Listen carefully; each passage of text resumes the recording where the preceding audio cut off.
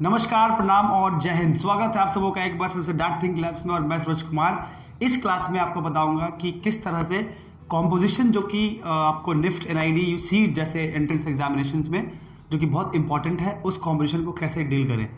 अगर कितने बार हम देखते हैं कि हम बस बनाते हैं, इंसान बनाते हैं, पेड़ बनाते हैं, फिर कोई चीज़ कंपोज करते हैं, तो उनकी साइजिंग कैसे करें, आपस में उनका जो प्रोपोर्शन होगा वो कैसे होगा। तो आज की क्लास में हम प्रोपोर्शन पे बात करते हैं। हालांकि पिछले क्लासेस में हम लोगों ने बात की थी कि कैसे एक्स टेक्निक से हम कॉम्पोजिशन को प्लान कर सकते हैं, लेकिन आज मैं बात करूंगा कि ठीक उसी टेक्निक को इस्तेमाल करते हुए आप साइजिंग कैसे करें, चीज़ों को आपस में प्रोपोर्शनेटली साइज कैसे करें।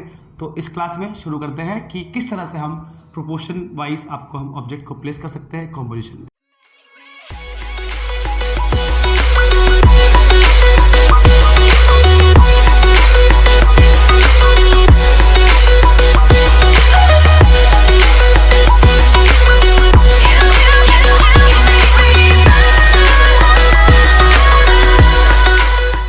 देश के सबसे बड़े डिजाइन समुदाय में आपका स्वागत है।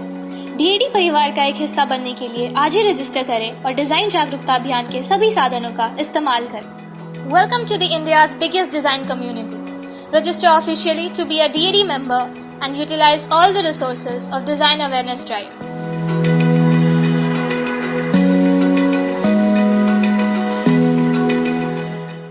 अगर हम किसी कॉम्पोजिशन को डिज़ाइन करते हैं या फिर क्रिएट करते हैं, तो सबसे पहले हम ध्यान रखेंगे कि एलिमेंट्स उसमें क्या क्या होने चाहिए। यानी कि अगर हम बस स्टैंड बना रहे हैं, फॉर एग्जांपल अगर हम बस स्टैंड को ही लेकर आगे बढ़ते हैं, तो उस बस स्टैंड में बस का होना जरूरी है, या फिर केवल स्टैंड आप रखना चाहते हैं।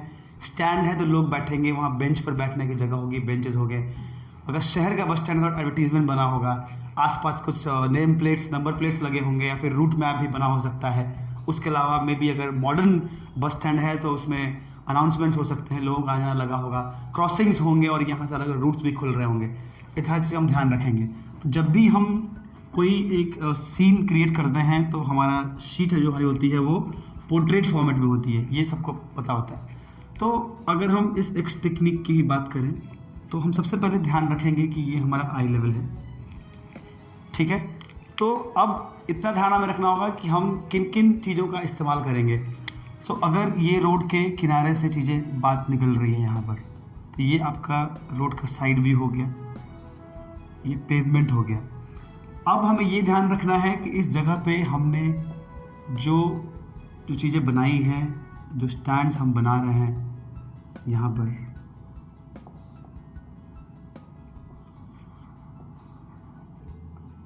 तो ये एक बेसिक शेप है बस स्टैंड का जो मैंने क्रिएट किया है, एक बॉक्स क्रिएट किया।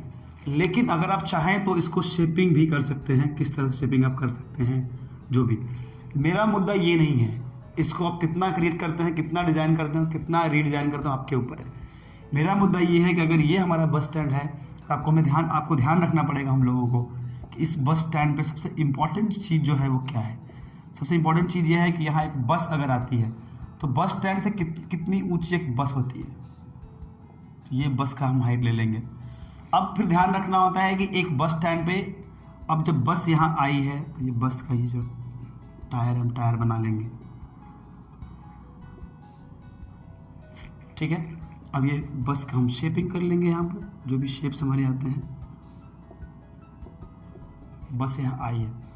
अब देखिए, अब यहाँ पर जब भी हम क्रिएट करते हैं कि किस तरह से एक बस आई है और सिनेरियो यहाँ क्रिएट करना है हमारे, देखना ये होता है कि ये बस स्टैंड का स्टैंड है जहाँ से लोग बैठ के इंतज़ार करते हैं बस के लिए। एक बस स्टैंड पे कितना ऊंचा स्टैंड का टेबल होना चाहिए, चेयर होना चाहिए, वो बेंच भी हम क्रिएट कर लेंगे।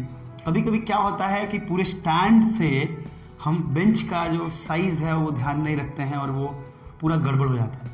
अब देखिए, अगर कोई इंसान यहाँ बैठा होगा तो बेंच पे कितना बड़ा इंसान बैठा होगा। अब सोचिए कि अगर ये इंसान यहाँ खड़ा होगा तो ये इसके पैर इतना, फिर इसकी बॉडी इतनी और सिर इतना होगा। तो हम अब यहाँ कंपेयर करके आगे बढ़ते हैं कि बैठा होगा तो कैसा होगा, और वहाँ पर एक नॉर्मल हाइट की हम बात करते हैं, एक जनरल हाइट लेके चलते हैं। मान लीजिए कि फॉर एग्जांपल मेरी हाइट ले लें, और क्योंकि किसी भी डायग्राम में इंसानों की हाइट में थोड़ी बहुत ही कमी बेसी होती है, बाकी चीज़ें तो जनरली होती है। तो अगर ये साइज़ हमने ले लिया, लेकिन बस ग्राउंड पे यहाँ है, ये देखिए बस यहाँ ग्राउंड पे है, ये पेवमेंट के नीचे ये लोग बैठे हुए हैं बस स्टैंड पर। अब इनको उतर के नीचे आना है। ये सेम हाइट, जिस हाइट पे लोग हैं, ये इंसान नीचे भी उतरेगा तो बस के बराबरी में इतना होगा। अगर बस का गेट यहाँ है, ये इंसान जाएगा बस के पास तो इतना बड़ा होगा। तो आप देखेंगे किस तरह से मैं इसका कलर चेंज कर देता हूँ इंसानों का।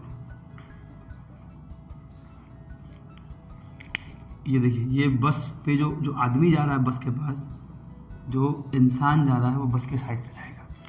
अब आपको देखना पड़ेगा कि बस का अगर गेट इतना बड़ा होता है तो इंसान कितना बड़ा होगा।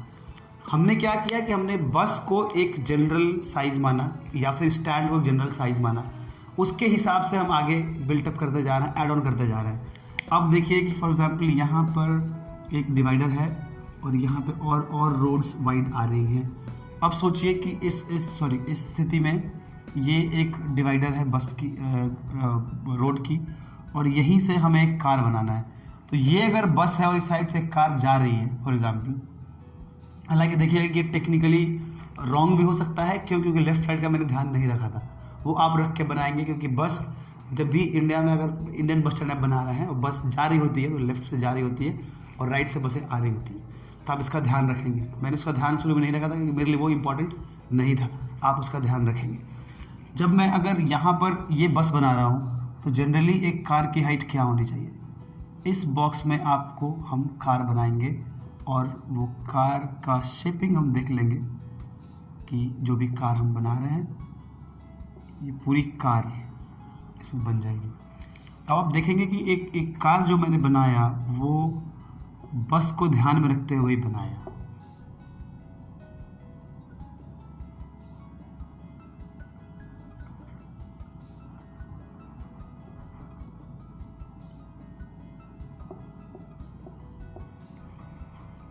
आप देखेंगे कि एक बस भी यही है और एक कार भी वही है। प्रॉब्लम इसमें ये हो रही है कि हमने जो गैप किया है वो उस गैप का ध्यान नहीं दिया है। उस गैप का अगर आप ध्यान रखेंगे तो आपको कार को इधर शिफ्ट करना पड़ेगा और ये कार थोड़ी इधर बनेगी। तो ये डायग्राम बस समझने के लिए है, उसके अलावा जब आप पेपर पर बनाएंगे उसको और फ्रेश तरीके से बनाएंगे। जब तक हम समझ रहे होते हैं हम बहुत ज़्यादा लाइन्स के साथ प्ले करके उसको अधिक से अधिक बार इस्तेमाल करके हम इसको और बेहतर तरीके से साइजिंग समझ लेते हैं। क्योंकि ज़रूरी नहीं है कि हम जब पहली बार बना रहे हैं तो हम वही बेस्ट बनाएं और उसके आगे नहीं बनाएं। इम्पॉर्टेंट ये है कि हम बार बार प्रैक्टिस करें और सेम चीज़ को उसी को बार बार रिपीटेडली बनाएं, लेकिन आपकी जो क्लैरिटी होनी चाहिए वो क्लैरिटी वहाँ आ जानी चाहिए। अब देखिए, और यहाँ पर ये एक, क्योंकि इधर भी पेवमेंट है तो वही पेवमेंट होगा। उसके बाद फिर यहाँ पे लोग होंगे, कुछ लोग खड़े होंगे, इधर चल रहे होंगे। तो ये सारा जब लोग चल रहे होंगे इस हाइट से ऊपर कोई नहीं जाएगा। आप देख सकते हैं कोई भी आदमी, कोई भी है। अभी हम लोग क्या कर रहे हैं, अभी हम लोग साइजेस चेक कर रहे हैं कि कौन कितना बड़ा बनेगा। प्रोपोर्शन समझ रहे हैं इस क्लास में।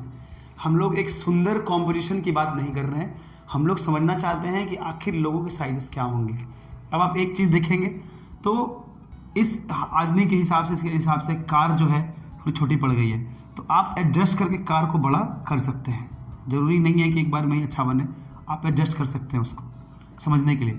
क्योंकि देखिए, अगर एक कॉम्पोजिशन पे उतरने जाएं और पूरा पढ़ने लगें पर्सपेक्टिव टेक्निक से, ह्यूमन फिगर, सब कुछ अगर प्लानिंग के साथ चले तो एक लंबा कोर्स हो जाता है। हमारे इस क्लास का खासियत ये है कि आप शॉर्टेस्ट तरीके से, फास्टेस्ट तरीके से कैसे उसकी समझ आप डेवलप कर लें और डिटेल्ड तरीके से आप खुद बनाएं। तो हमारा पहला कंसर्न ये है कि हम समझें कि हम इंटररिलेट कैसे करते हैं ऑब्जेक्ट्स को, एलिमेंट्स को, और किस तरह से हम उसको प्लेस करते हैं उस पूरे पेपर पे। तो ये हो गया ऐसे। अगर आप आगे जा रहे हैं तो यहाँ बिल्डिंग्स बनी होंगी। फॉर एग्जांपल अगर बिल्डिंग्स बनी होंगी यहाँ पर, तो बिल्डिंग ऐसे दिख रही होंगी। तो बिल्डिंग्स, अब देखिए कि अब इस हिसाब से कार, बस इतनी ऊंची है तो बिल्डिंग कितनी बड़ी हो जाएगी, यानी कि कितनी स्टोरीड बिल्डिंग है, आपको ये भी समझना पड़ेगा, जानना पड़ेगा, देखना पड़ेगा। देखिए, हमने बिल्डिंग बनाई। अब देखिए, बिल्डिंग के बाद हम आगे बढ़ेंगे तो फॉर एग्जांपल ये शहर है, थोड़े कुछ प्लांट्स आप ऐड कर सकते हैं, स्ट्रीट लैम्प्स ऐड कर सकते हैं आप। तो इसको भी अगर आप ऊपर लेके जाएं तो स्ट्रीट लैम्प्स आप ऐड कर सकते हैं। अब एक इसमें देखेंगे कि जो स्ट्रीट लैम्प्स जो हैं बिल्डिंग की हाइट की हो गई, तो ये कहीं ना कहीं टेक्निकल मिस्टेक है। कभी भी कोई स्ट्रीट लैम्प 4 स्टोरी बिल्डिंग के बराबरी में नहीं होता है। जब भी होगा तो बस से थोड़ा ऊंचा होगा, यानी कि आपको इस लाइन पर जाकर एक स्ट्रीट लैम्प की प्लानिंग करनी पड़ेगी। हम ये सारा मिटा लेंगे और यहाँ पर देखिए इसी स्थिति में हम स्ट्रीट लैम्प की प्लानिंग करेंगे। ये देखिए, तो इस तरह से एलिमेंट्स अलग अलग ऐड करने के बाद हम एक एक करके एलिमेंट्स को ऐड करके हम लोग प्लान कर सकते हैं और आगे बढ़ सकते हैं। तो हमारा पहला इंटेंट ये होना चाहिए कि एक क्लोज स्पेस में एक दूसरे के साथ चीज़ें इंटरेक्ट कैसे करती हैं, यानी कि बस और कार को एक साथ खड़ा किया तो इंटरेक्ट कैसे करेंगे, साइजेस का ध्यान रखेंगे हम, लोगों का आना जाना ध्यान रखेंगे हम।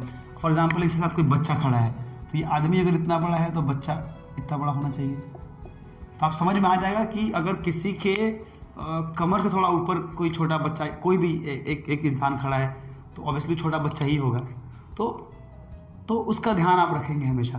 तो इस चीज़ को समझना पड़ेगा आपको कि एक बेसिक, यानी कि आप देखेंगे कि इस डायग्राम में सबसे पहले मैंने क्या किया, सबसे पहले मैंने एक बस स्टैंड क्रिएट किया। तो उस बस स्टैंड के वजह से क्या हुआ कि आपको एक बेसिक हाइट मिल गई। अगर हम इस बस को इतना बड़ा बना लेते तो ये सरासर गलत हो जाता। तो बस स्टैंड के सामने बस कितनी बड़ी होगी ये समझना बहुत ज़रूरी है। अब इसमें देखिए कि टेक्निकल मिस्टेक्स बहुत ज़्यादा हैं, जहाँ पर व्हील टेढ़ा मैंने कर दिया, बल्ब गलती से नहीं, मतलब जल्दीबाजी में साइज छोटे बड़े कर दिए। ये मिस्टेक्स हम कभी भी ठीक कर सकते हैं। पहला चीज़ तो ये ध्यान देना है कि हमारे को हर चीज़ को प्लेस करना, इंटरेक्टिव बनाना, स्ट्रीट लैम्प है, कार है, बस है, लोग आ रहे हैं जा रहे हैं, किस तरह से लोग आएंगे जाएंगे, तो क्या मूवमेंट क्या रहेगा, पूरा माहौल क्या बन रहा है। उसके अलावा कभी कभी बस स्टैंड्स के सामने बगल में कोई एक इंसान खड़े होकर कुछ बेच रहा होता है, उसका भी आप बना सकते हैं। कोई छोटा स्टॉल हो, इसका भी आप प्लान कर सकते हैं यहाँ पर। तो वो आपके ऊपर है कि ये क्या ऐड कर रहे हैं और कितना ज़्यादा ऐड कर रहे हैं, कितने एलिमेंट्स को आप मौका दे रहे हैं वहाँ पेपर पे आने का। ये सब आपकी काबिलियत के ऊपर है, आपकी समझदारी के ऊपर है। इस चीज़ का आप ध्यान रखेंगे। तो ये कॉम्पोजिशन था कि किस तरह से हम लोग इंटरेक्ट करते हैं एक्सटीरियर में, इसके बाहर। अगले क्लास में मैं आपको बताऊंगा कि किस तरह से आप एक रूम के अंदर अपने ऑब्जेक्ट्स का प्लेसमेंट प्लान कर सकते हैं, किस तरह से। तो मैंने अभी यहाँ पर एक जो टेक्निक है, इसमें आई लेवल मैंने बनाया था, लेकिन आई लेवल क्या है क्या नहीं है उसकी हम बात नहीं कर रहे हैं। हम समझ रहे हैं कि एक रैंडम, बहुत टेक्निकली अगर समझ में नहीं आए, पर्सपेक्टिव क्या है, आई लेवल क्या है, होराइजन क्या है, या फिर मीटिंग पॉइंट क्या है, या फिर लाइन ऑफ साइट क्या है, अगर ये सब चीज़ें बाहर आप निकल जाएं तो वहाँ तक पहुँचने की ज़रूरत नहीं है। तो ये उनके लिए है जो लोग कम टाइम में अपने आप को प्रिपेयर करना चाहते हैं, जो लोग स्मार्टेस्ट तरीके से अपने आप को रेडी करना चाहते हैं, उनके लिए है कि आप सारे टेक्निक्स और टूल से बाहर निकलें और एक बेसिक अंडरस्टैंडिंग, जिसको ड्राइंग की समझ भी नहीं है वो भी इसको कर सकता है।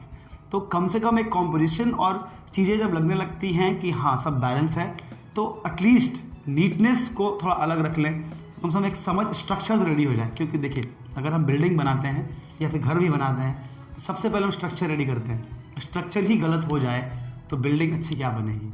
अब जब हमने स्ट्रक्चर्स को रेडी कर लिया तो आप इसको मिटाएंगे लाइंस को, तो आप एक अच्छा मॉडल भी रेडी करते आ जाएंगे, चाहे वो कार हो चाहे बस हो। देखिए, अब इस लाइंस को आप मिटा के एक अच्छी कार भी डेवलप कर सकते हैं। देखना, इस तरह से मैं लाइंस को मिटाऊंगा और एक एक करके सारे लाइंस को डेवलप कर लूँगा एक अच्छे ऑब्जेक्ट में। तो ये भी हमारे कंट्रोल में चीज़ें हो जाती हैं। ये देखिए, अब हमारे ऊपर है कि हमें लाइंस को मिटाते कैसे हैं और प्लेस कैसे करते हैं और इस्तेमाल कैसे करते हैं। क्योंकि लाइंस पहले से थी तो आप देख सकते हैं यहाँ पर सारे एक्स्ट्रा लाइंस जो भी मिटा लेंगे आप, तो आपको एलिमेंट्स धीरे धीरे मिलती जाएंगी और सबको हम बनाते जाएंगे। आप देखिएगा कितने बार कैरिकेचर्स में, कार्टून्स में रेफरेंसेस होते हैं, पूरा ऑब्जेक्ट नहीं बना होता, लेकिन जो रेफरेंसेस होते हैं वो क्लैरिटी दे देती हैं कि हम बस की बात कर रहे हैं, हम कार की बात कर रहे हैं, हम इंसान की बात कर रहे हैं, पेड़ की बात कर रहे हैं, जानवर की बात कर रहे हैं। तो इन सब चीज़ का ध्यान आपको रखना पड़ेगा। अब किसी ने कहा कि बस स्टैंड पे एक कुत्ता बनाना है, अगर सवाल उस कुत्ते को फोकस करके है तो इतना बड़ा नहीं बनाना होगा। वो सब हम डिस्कस करेंगे भी। पहले आप लोगों को समझना ये है कि एक बेसिक कॉम्पोजिशन में चीज़ों का आपस में इंटरेक्शन होना, चीज़ों का आपस में एक कंपोज होना और प्रोपोर्शनेटली एक साथ प्लेस्ड होना बहुत ज़रूरी है, और इस ड्राइंग से आपको वही सीखने को मिलेगा। चलिए, इस क्लास से के बारे में बताइए और हमें कमेंट बॉक्स में बताइए कि किस तरह से आपको समझ में आया। अगर कोई प्रॉब्लम हो रही हो तो हमारा जो नंबर है 9304516169 पर कॉल कर सकते हैं, और हमारे व्हाट्सएप ग्रुप्स में भी आप ऐड हो सकते हैं।